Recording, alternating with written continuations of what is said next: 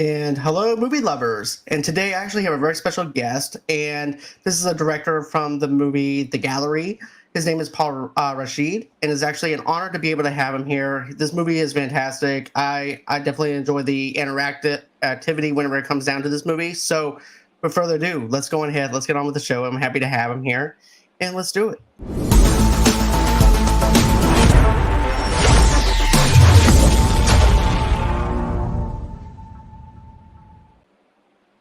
Hey, Paul, how are you? Hey, John, I'm good. How you doing? I'm doing good, man. Thank you for doing this interview. This means so much to me as a film reviewer and podcaster. This is such an honor. It's an honor to be on it. Thank you so much for having me. You're very welcome. And I had this movie sitting in my library a little bit and stuff like that, and I was very intrigued with the idea of an interactive movie within a video game world because we haven't seen that before. And I never said this on my show or to anybody, but I was like thinking to myself, what's some new ways and new concepts to be able to have be more interactive with a movie? And I was thinking to myself, what about like a Telltale game mixed in with a movie lore and give us choices on how we would like to actually receive it? But then again, would people be rubbed off because it's your ending to the way that you wanted to end it, and they might not like your ending because they picked a different ending? So I was like, I was just going through all the narratives of it. But how did you come up with this concept? Because this is a very awesome original concept. I definitely love the originality behind it.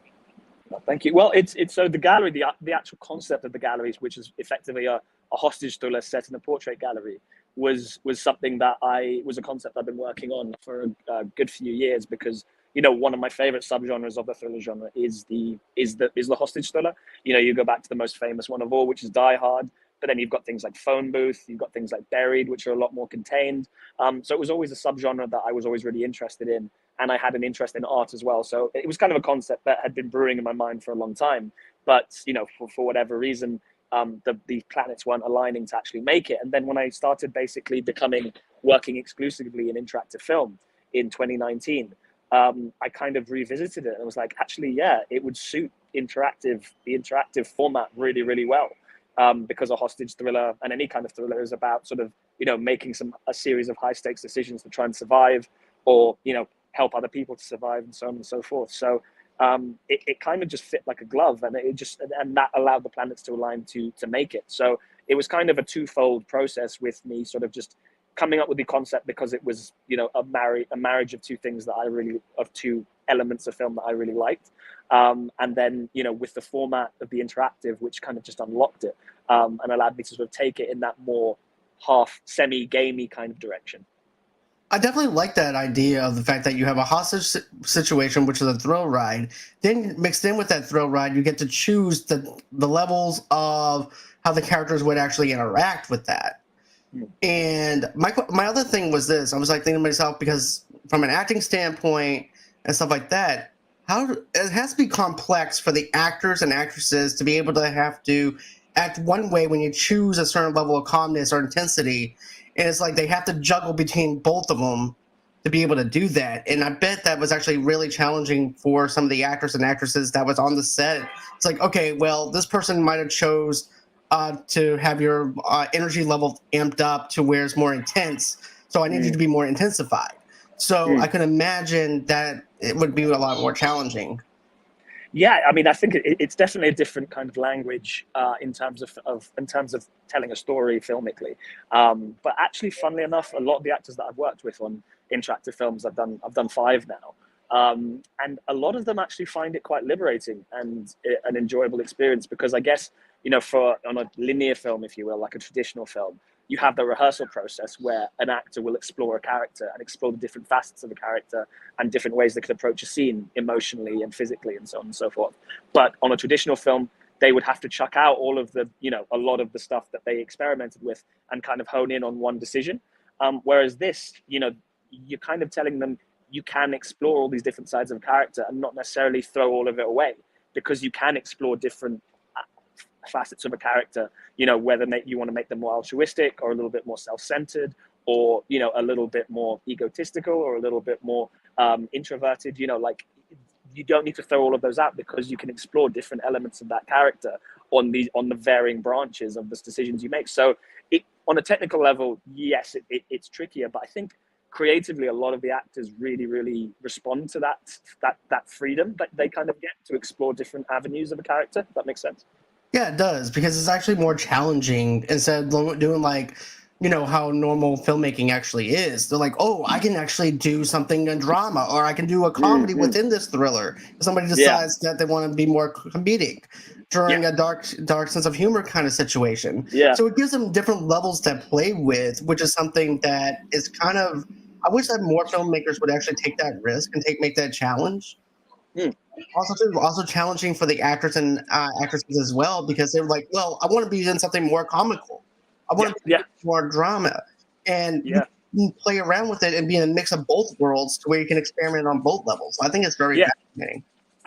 And that what you just touched on there. I don't know if you've seen the scenes in the gallery where there are decisions where you make where there is slightly a more comedic interaction between Dorian and Morgan. There are certain things that you can do that will make them have a little bit more of a rapport that's a little bit more lighthearted, and you see that like the lighter sides, because in a hostage thriller, you're spending so much time with a person.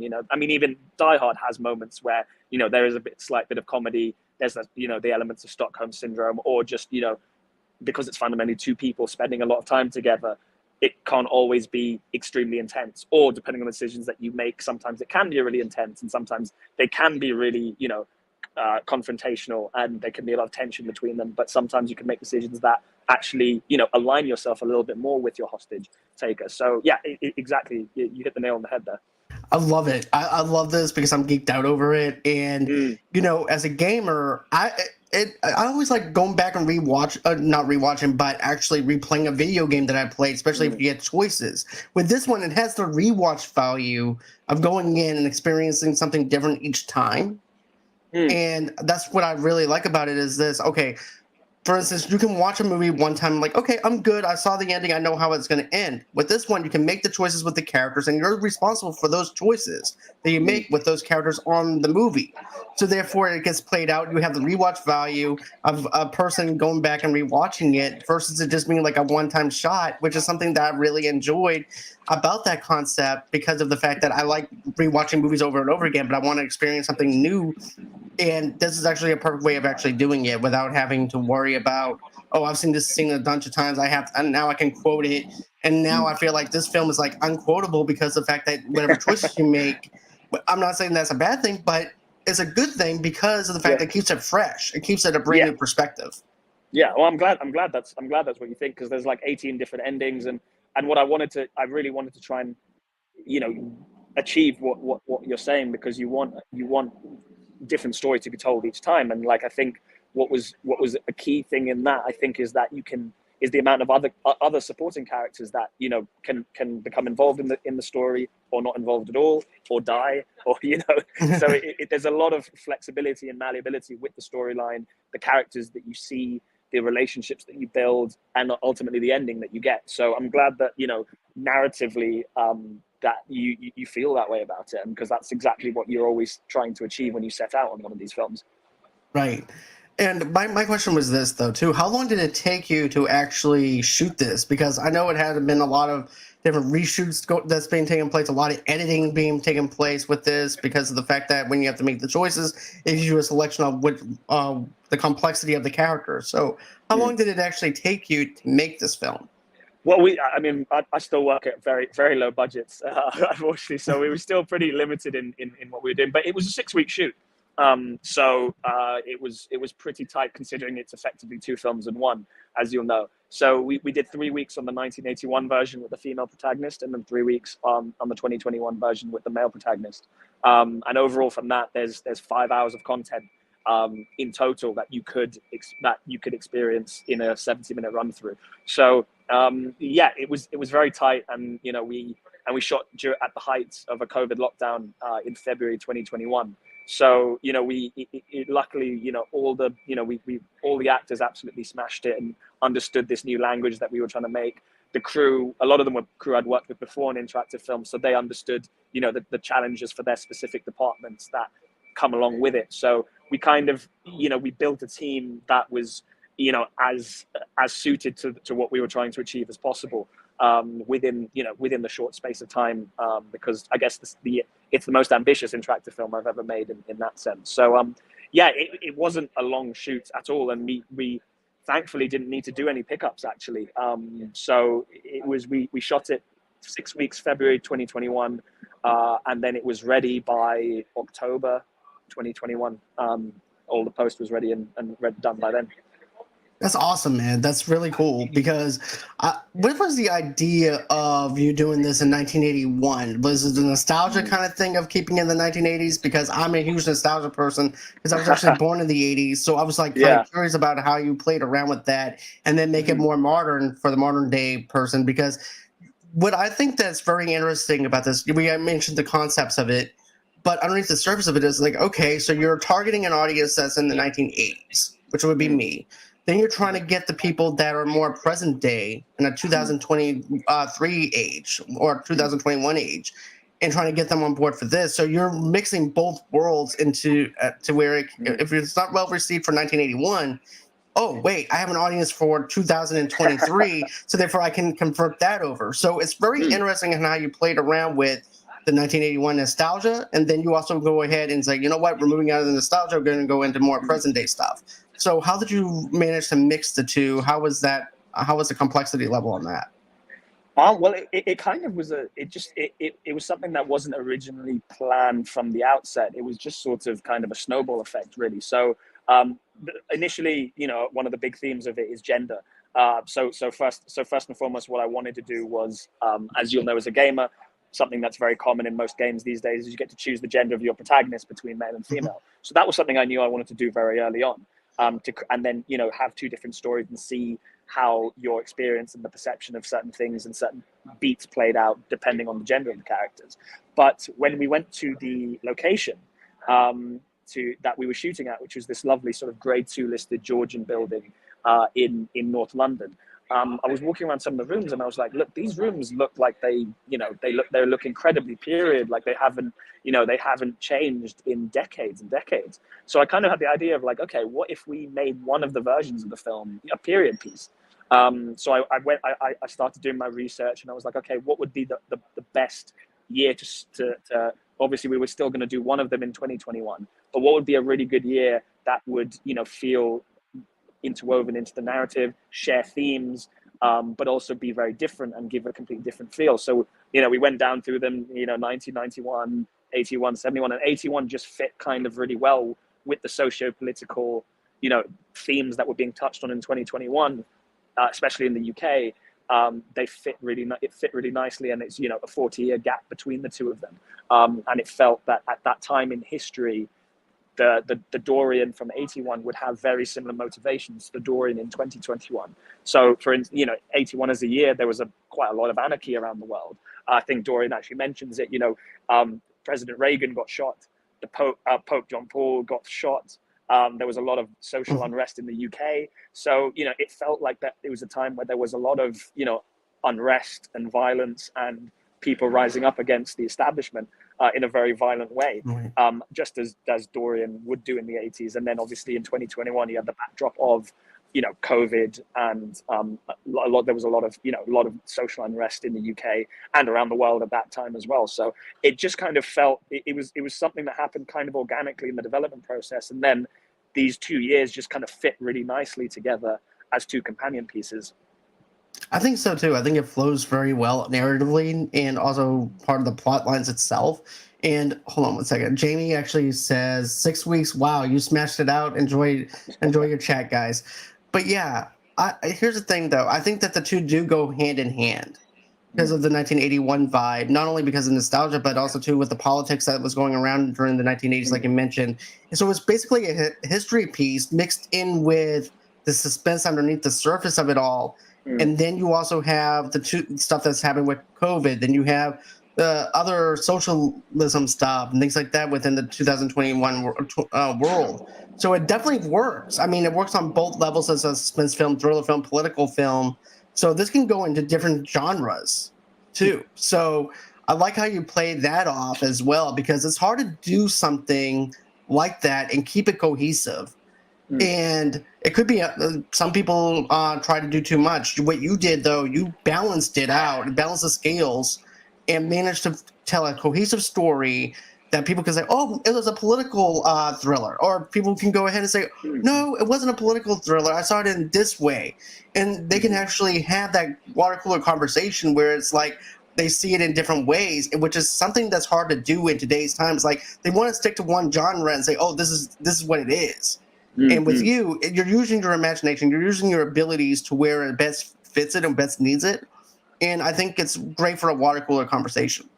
Oh, thank you, John. That means a lot to hear. Welcome. That you saw everything I was trying to do, which I think as a filmmaker you always hope that people will do that. And yeah, that's exactly what I was going for. Thank you so much. It means a lot to hear it. You're very welcome. Because, like I said, it's hard to do something like that and to try and tell a world of, oh, we're going to do a political thriller drama, and then you're going to mix it in with something else, and then some people are like, well, they're adding too much to it. It loses the accountability, and also too, sometimes it could also have a misidentification of what that movie is. With Mm. you, on the other hand, there's no misidentification. It is what it is. What you see is what you get. And even whenever you look at the trailer is phenomenal, by the way, Oh, thank you, as man. well. Yeah. You're very welcome, because even before I even got a chance to do this, whenever the film was actually sent to me, I'm like, I can imagine this being an open world, and I'm Mm. sitting in this gallery, and then you see these characters interact with each other, Mm. and I'm just sucked into the trailer to the point when the Mm. trailer was over with. I said, I want to see more. Yeah. So, so you did a great job with the trailer, which is really good because it's hard to actually sell some people on some trailers. Mm. And you do a great job of not telling too much and showing too much and letting the viewer be like, you know what, I have a little bit of a taste of this, so therefore now I'm going to stream it where I can stream video games and play this. So Yeah. I think it works off on that way too. Yeah, so thank that was yeah. The trailer was something, we had an incredible trailer editor and team working on it, but it was such a difficult when you're working from a pool of like 5 hours of content and effectively two films in one. Getting a balance of the two versions. You know, getting something, being able to articulate the story when you're working with so much content and let people know exactly what it was and what the themes of it were, like within a 2 minute bracket was a challenge. So I'm really glad that it's selling it in exactly the way that it needs to be represented to people, and it's a nice hook to get people in. So no, I'm so glad it had that effect on you. It really did, because okay, it's one thing to see it in the trailer and experience in the trailer, and then when you play it, you really do feel like you're in the gallery. You really do feel like you're in the 1981 setting, because that's the setting I actually wanted to go in. I Mm. haven't experienced the other version or anything like that just yet. Okay. Yeah. So I was stuck in the 80s because that's me. I'm an 80s child, but I'm Yeah. probably going to go back later on and be like, you know what? I want to visit the more present day stuff and see how Yeah. things change and the choices that I make to affect the characters. Yeah. So, so I'm definitely going to be replaying this thing again. Oh, please do. I will. I love the color schemes that you do too when making the choices. The color schemes of Yes. the timer is just perfectly well balanced. Don't get me wrong. I love the Telltale games, but to be honest with you, I like the two choices that you give us, and it's not like oversaturated to the point like, what do I choose, and you have anxiety over it Yeah. because you're. Yeah.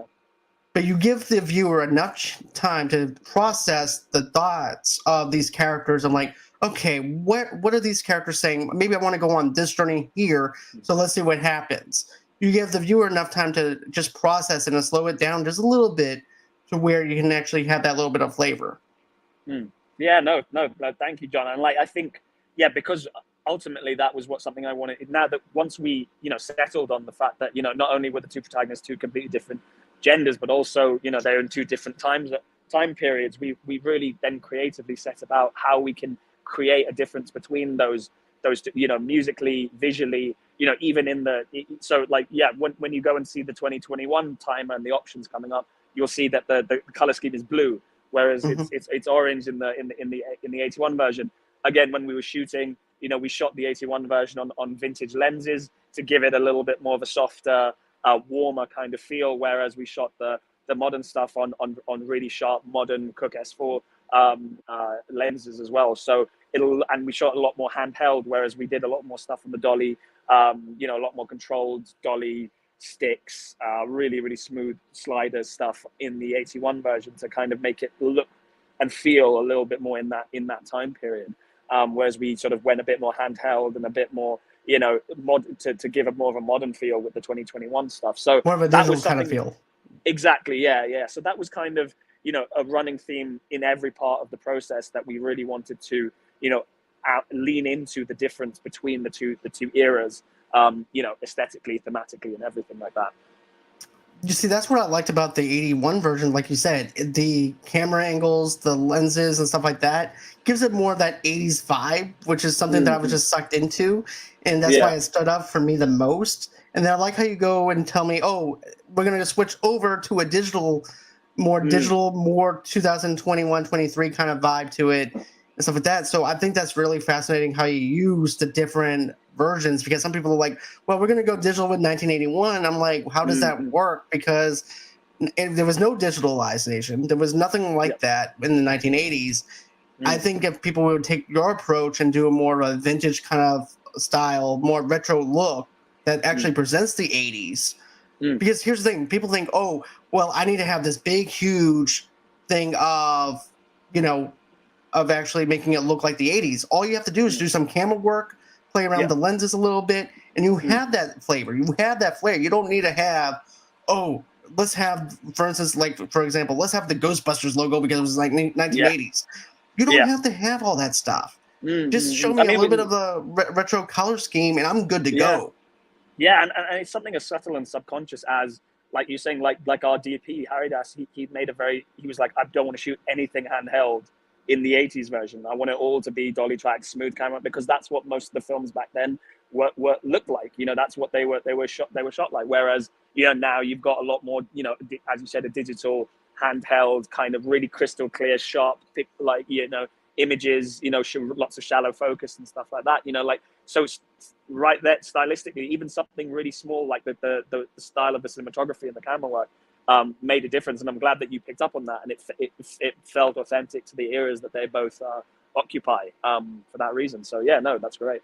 Most definitely. And then even whenever you're using the camera angles, because some people are like, oh, this is going to be a gallery shot. I'm like, this is not even a gallery. This is like, even whenever for like Too Fast, Too Furious, there was this one scene when the club, we're going to the club. It looked really small to be a club. I'm like, that's not a Yeah. club. That's a. But you though, you have a way of doing cinematography that stands out to me, where it shows the gigantic forms of the gallery. It actually looks like I'm actually looking at the paintings, and I'm looking within the gallery itself, to the point where I'm like, I want to go and just visit the paintings and want to Yeah. just view that, and it becomes a character in itself rather than just a set piece. And that's something I do appreciate with your cinematography and the way the cameras look and everything else, because I take that all in too. Because I think cinematography is important, because you can have, basically, that can be a character within its own self too.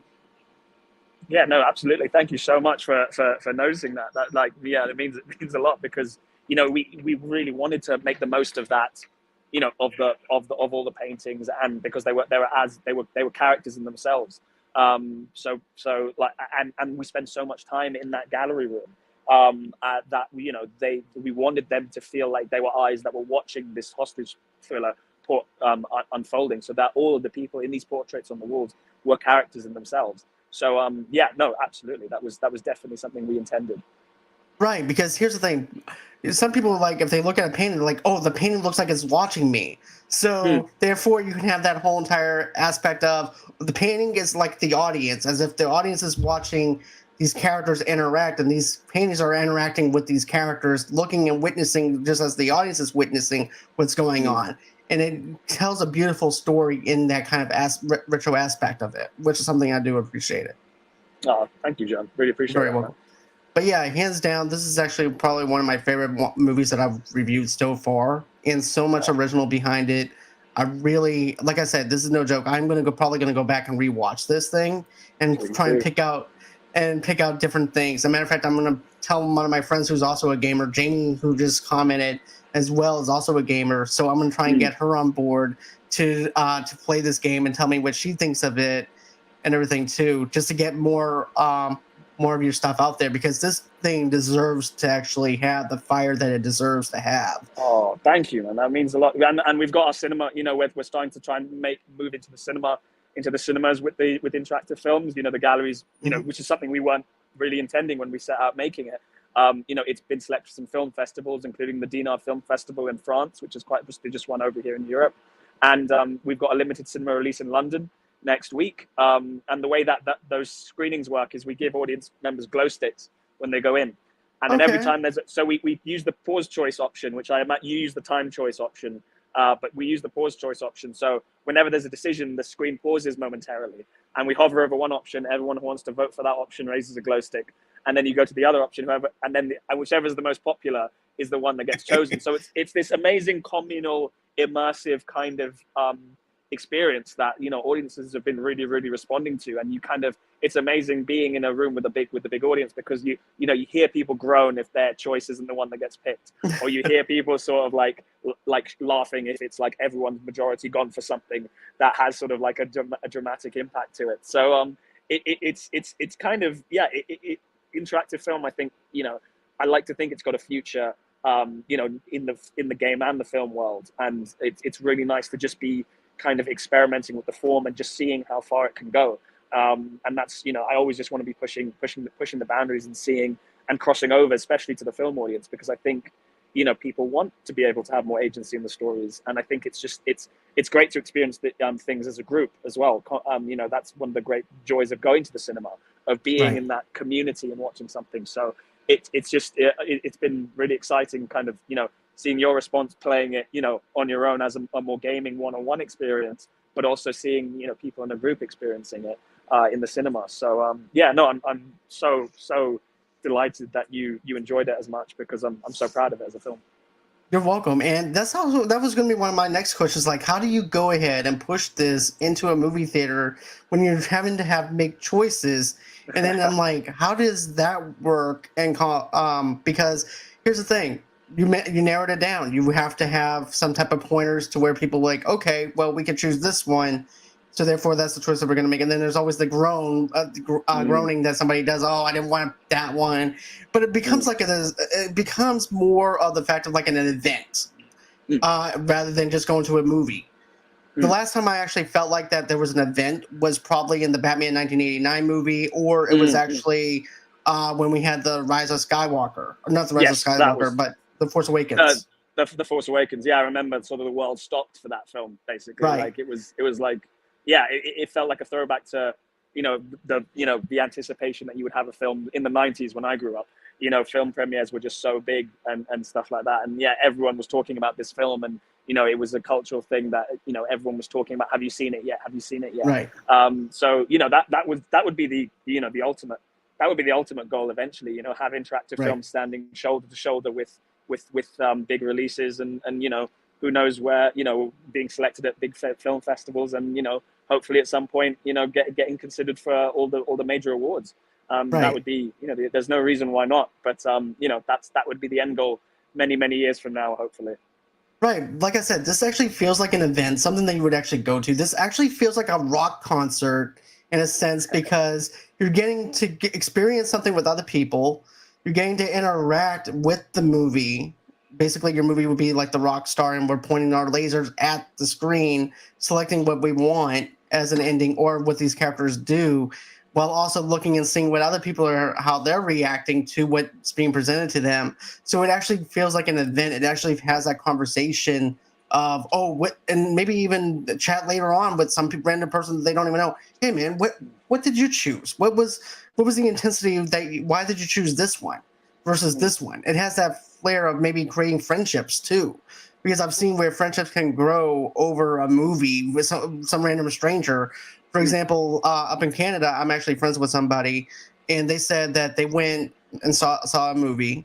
They don't even know this person, and he's just kind of hanging back. He goes, "Hey man, do you want to go grab a beer real quick, Yeah, and we'll yeah, talk yeah. about the movie?"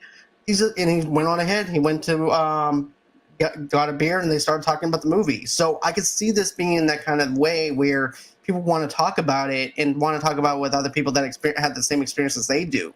So you created an event to resurrect theaters, I think. And this Oh, is a thank you, movie man. that's ahead of its time. I don't think this is going to be one of those cult classics. I think this is actually going to be something that's going to be like on the board for originality. And I think this is also going to be Oh, something that maybe Oscars can look at too, where it's like, okay, this is a different fun way of us reviewing films now versus just mm, sitting there and just reviewing something. Now you're experiencing something. So yeah, mm. I think this is actually a pretty neat way of actually doing it. Yeah, that would be the dream, man. Thank you so much. It You're very means so welcome. much to hear. But yeah, that's pretty much everything that I had wanted to cover with you because I was blown away with it. I really loved the film. I just want to tell you that this is probably one of my favorite original films that I've seen in a while, and I wish you nothing but the success with it. Oh, thank you so much, John. And yeah, it's at the moment, at the moment, it's only the only places that they can really be exhibited, aside from the cinemas, as we're trying to do, is video game platforms. So, I mean, the gallery is available. You played on the PlayStation, I think. Yeah, the So it's PS4. available. Yeah, Yeah, it's currently available on PlayStation, Steam, Xbox, Nintendo Switch, and there's an app on your phone. So it's really cool that it feels like the reach of that is to a certain audience to experience it in a certain way. But that hopefully within the next year or two, it'll be able these kind of projects will be able to be exhibited as well on streaming platforms, in cinemas. So it's kind of it's this format that's at a crossroads between video games and films. And my dream is that it's kind of a format that unites people with and that film fans can experience it in one way, in this communal group way, in cinemas or on streamers, but also gamers can really get in depth on it and experience all 18 endings, gather all the achievements, do all the bits and right. pieces that gamers love to do. So I like to think that there's something in this format for everybody, and Mhm. that I just want to just explore that more and tell more stories within the format, and hopefully you'll enjoy all of them just as much as you enjoyed the gallery. I'm sure I will. And like you said, it's uniting people not only in the movie lovers community, but also within the gamers community as well. So you're joining two different worlds and making them collide, which is beautiful, man. I think you're doing a great job with that. Thank you, John. Thank you, John. I You're really welcome. appreciate that. All right. Well, that's everything I had wanted to cover for the gallery. I wish you nothing but love and success for that. If you ever want to come back on here again, talk about anything, you're more than welcome to come on. Just reach out to me at movieloversunite@gmail.com and we'll set something up as well for it. Absolutely. Thanks so All much, right. John. Anytime, man. And always until next time, guys, don't forget to go on ahead. On Monday, we're going to be doing our review for John Wick Chapter 4. I have Vengeance coming back again to do that. So stay tuned for more stuff from Movie Lovers Unite. And always until next time, guys. Bye-bye.